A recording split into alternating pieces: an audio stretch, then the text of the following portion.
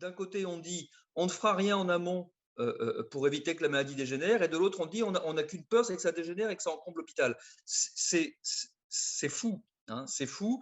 Et les gens qui ont pensé ça sont des gens incompétents, ou alors qui ont d'autres enjeux cachés, ce qui pour certains d'entre eux est possible. D'où un des mots-clés du sous-titre de mon livre, qui est le mot corruption.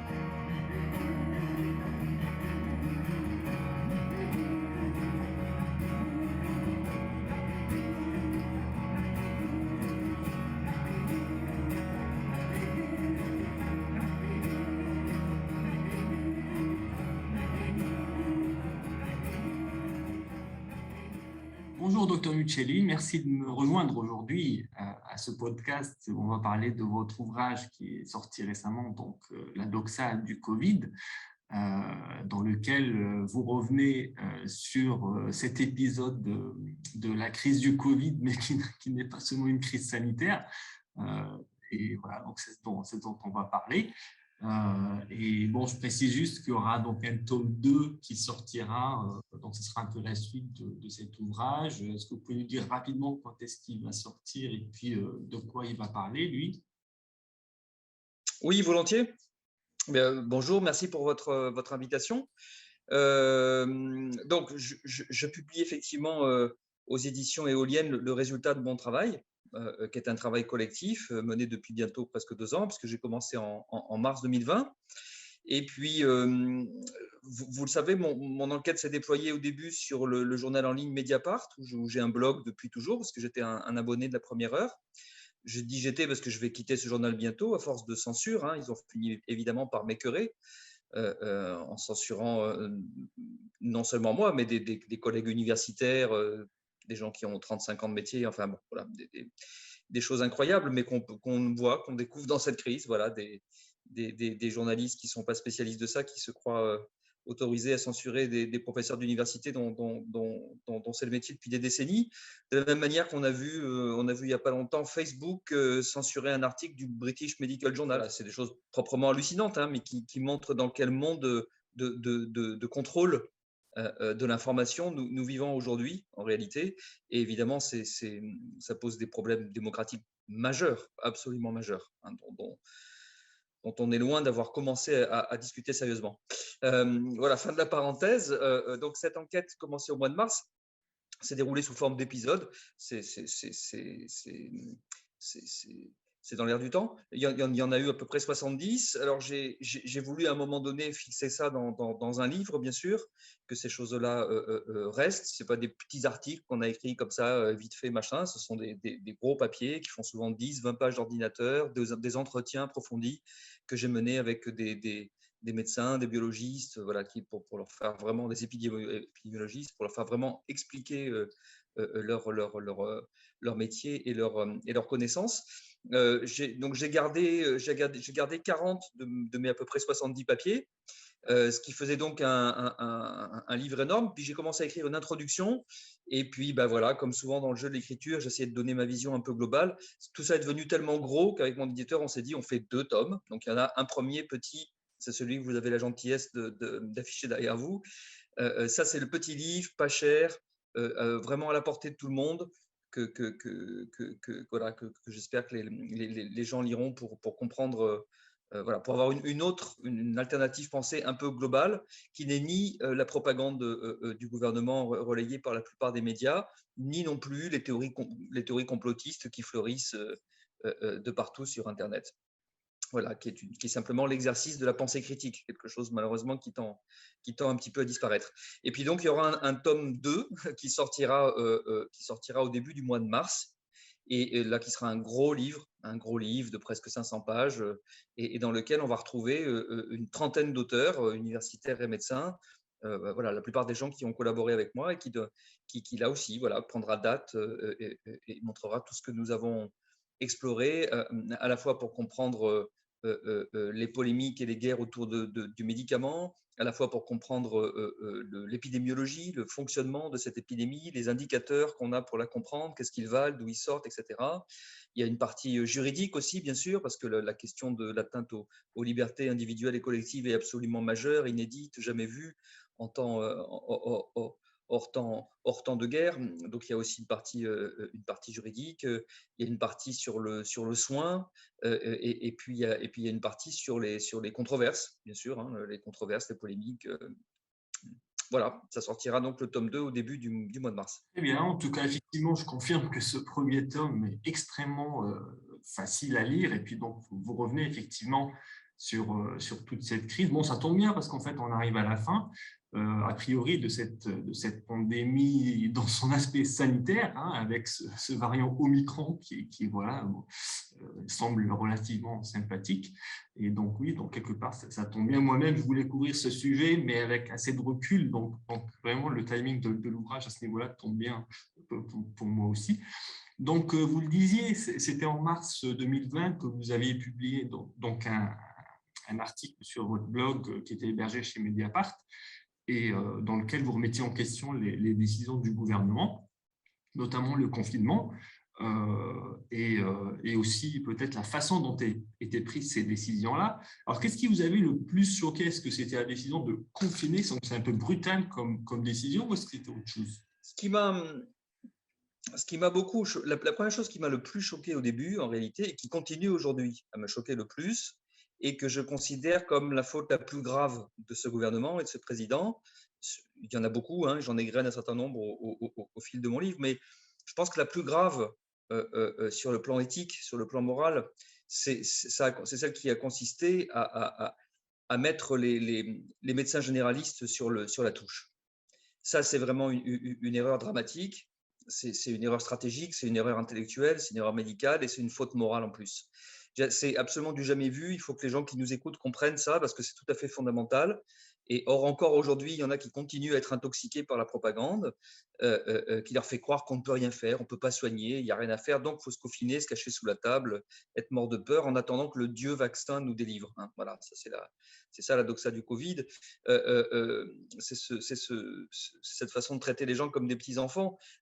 Bien sûr qu'au contraire, les médecins de ville, les médecins généralistes, les soignants de première ligne sont fondamentales dans la réponse à toute épidémie. Les premiers cas de Covid, qu'on n'appelait pas encore Covid, hein, dès la fin du mois de janvier, début février, j'ai des médecins généralistes qui avaient dans leur patientèle ce qu'ils voyaient bien, ce qu'ils identifiaient très, très facilement, évidemment, comme une maladie inflammatoire des voies respiratoires, que par conséquent, ils traitaient avec l'antibiotique qu'ils utilisent d'habitude, hein, voilà, qui sont un antibiotique de la famille des macrolides qu'on trouve en pharmacie sous la marque Citromax, et c'est ce que m'ont dit tous ces généralistes. Voilà. Donc, depuis le début, évidemment qu'il y a des choses à faire. Voilà. De même que il est proprement hallucinant, je pèse mes mots, il est proprement hallucinant de voir encore le gouvernement, le ministre de la Santé, M. Véran, des gens dire incapables de recommander, voire même déconseillant la vitamine D. Enfin, c'est juste dingue. C'est des choses qui sont de base, mais vraiment de base. Et par ailleurs, ce sont des choses que nous savons depuis des générations. Des générations. Quand j'étais enfant, mon père, qui était médecin, à chaque fin d'automne, début d'hiver, nous faisait boire avec ma petite sœur une grande cuillère d'huile de foie de morue. C'était franchement pas ragoûtant.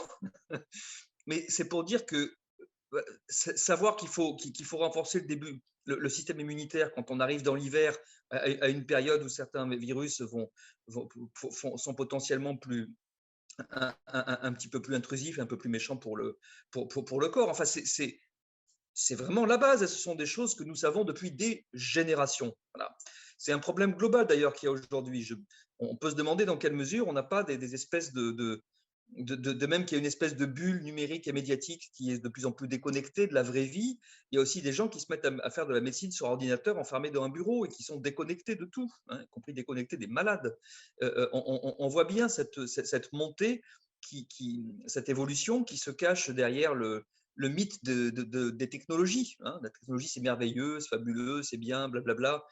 On fait du big data, on fait du data ceci, du data médical, du poète machin. En réalité, ce qui se passe fondamentalement, c'est qu'on ne voit plus la réalité qu'à travers un écran.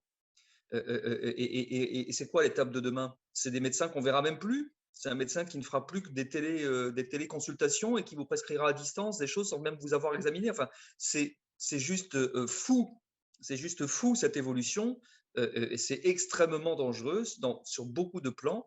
Et nous en avons là une des illustrations. Voilà. Comment est-ce que des gens ont pu penser décréter qu'on ne pouvait rien faire et mettre hors jeu les seules personnes qui pouvaient faire quelque chose de manière précoce, tout en disant par ailleurs, oh, nous n'avons qu'une grande crainte, c'est que c'est qu'il y ait trop de gens qui appellent le SAMU des urgences et que l'hôpital soit saturé. Ben, on marche sur la tête. La contradiction est dans les termes mêmes qu'on a posés. D'un côté, on dit on ne fera rien en amont pour éviter que la maladie dégénère, et de l'autre, on dit on n'a qu'une peur, c'est que ça dégénère et que ça encombre l'hôpital. C'est fou. Hein, c'est fou. Et les gens qui ont pensé ça sont des gens incompétents ou alors qui ont d'autres enjeux cachés, ce qui pour certains d'entre eux est possible. D'où un des mots-clés du sous-titre de mon livre qui est le mot corruption. Il y a un article que j'ai fait pour Quartier Général il y a quelques jours sur les trafics d'influence et la corruption qui rappelle ça. Ce sont des réalités qui sont régulièrement cachées sous la table, que l'immense majorité des journalistes cachent aussi, parce qu'ils ne font pas leur travail. Pour un médecin, déclarer ses liens d'intérêt avec les industries pharmaceutiques, c'est une obligation légale. Avant toute intervention médiatique, entre autres lieux d'expression, mais c'est dans la loi, dans le texte de la loi, avant toute intervention médiatique, un médecin doit déclarer ses liens d'intérêt avec les industries pharmaceutiques. Et s'il ne fait pas, le journaliste qui l'interviewe doit lui demander. Or, ils ne le font jamais. Jamais. Non. Donc, c'est ce genre de choses que on va dire, j'ai commencé à flairer un peu, si vous voulez, assez vite au début. Et c'est pas pour rien, c'est-à-dire que un des reproches qui me fait constamment depuis 2 ans, qui est une bêtise, hein, qui reproche de gens qui ne lisent pas, ce qui est la plupart des gens évidemment, c'est le reproche disant je suis sorti de mon domaine de recherche. C'est une des façons pour me dire taisez-vous, hein, vous êtes sorti de mon domaine de recherche. C'est certain, je n'ai jamais prétendu être virologue, hein, jamais. Voilà. Par contre, ce que mon métier m'a déjà appris depuis plus d'une vingtaine d'années d'expérience, ce que mon métier m'a déjà appris, d'abord, c'est comment est-ce qu'on peut faire peur aux gens et raconter absolument n'importe quoi. Et je suis spécialiste des questions de criminalité et de sécurité. Et je dénonce depuis plus de 20 ans la façon dont on fait peur aux gens et on raconte n'importe quoi sur la sécurité. Donc, je connais bien ce genre de manipulation des peurs. Je le connais bien jusque dans ces pseudo-démonstrations statistiques, qui sont aussi une de mes spécialités, précisément, de comprendre et de faire parler les chiffres, qui ne parlent jamais d'eux-mêmes et qui ne sont jamais indiscutables. Contrairement aux clips vidéo du ministère de la Santé, on peut discuter de tout sauf des chiffres. C'est encore une entourloupe majeure. Les chiffres ne parlent pas d'eux-mêmes, c'est nous qui les faisons parler. Et on ne peut rien dire d'un chiffre si on ne sait pas comment il a été construit. Et par ailleurs, troisième règle d'or, j'ai écrit ça il y a une dizaine d'années dans un article, les 3 règles d'or de l'analyse statistique appliquée aux questions de sécurité. La troisième règle d'or, c'est qu'un seul chiffre ne suffit jamais à comprendre une réalité complexe. Voilà, c'est une méthode, c'est un corpus, c'est une source. Il en faut plusieurs, le monde est divers et complexe. Voilà. Donc, tout ça, j'étais préparé, tout ça, j'étais bien préparé en fait à le